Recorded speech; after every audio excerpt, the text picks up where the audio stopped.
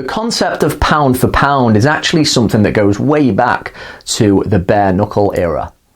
At the moment, I don't think we have a clear-cut pound for pound number one, not like when Roy Jones was fighting or Floyd Mayweather in the latter stages of his career.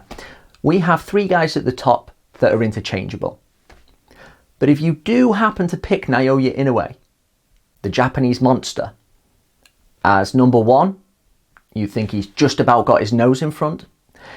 It's interesting to note the criticism that that statement has already garnered, thereby exposing the lack of knowledge with a lot of casuals who have just been introduced to the monster, not realizing that he was already a three-weight world champion, or rather has destroyed a lot of good opponents. Now, Roman Chocolatito Gonzalez, of course, had the same problem. It's the curse of the lower weights. They don't get much coverage.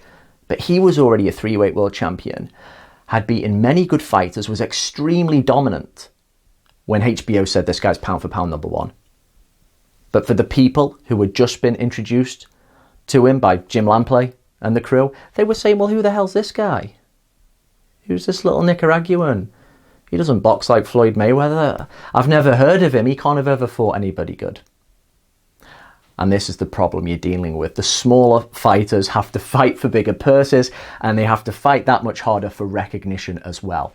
Now, the hype for Naoya Inoue at the moment, I'd say, is justified. He looks excellent. Very accurate, quick, great sense of timing, and just explosive power in both hands.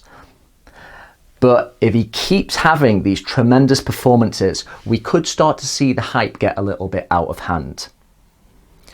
I say this because I was reminded with Vasily Lomachenko's recent loss against Teofimo Lopez. Yes, it was different because Vasily Lomachenko was followed from the very beginning of his pro career because he's a double Olympic champion.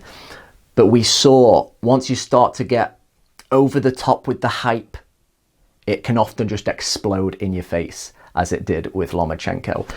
Before the fight with Lopez, I saw articles referring to Lomachenko as a boxing icon. And there's so many videos you can find online trying to say this is the most skillful fighter ever. I was happy with, keeping those opinions on ice and just acknowledging that this is one of the best fighters I've seen in recent memory. But there is something in us where we want to just proclaim fighters of part of our generation just the best thing you've ever seen, to just say, I was there, I witnessed that. The hype with Inoue, again, is, I'd say, on point right now for those who know of him. But we don't want it to get silly where you start getting fanboys coming up everywhere. With Teofimo Lopez, who's just had that great victory over Lomachenko, if he has a few more good performances now, takes out, say, Tank Davis, Devin Haney, and the rest, he could then very easily be a victim of this just ridiculous hype that wants to say this is the best thing I've ever seen before they're all retired and it's all been said and done. The problem is, of course, going forward, that if you start to attract that kind of hype that Inoue could in the next 2 years, that when he does, or if he does, ship a loss, a lot of those people will then turn and say he was never any good to begin with.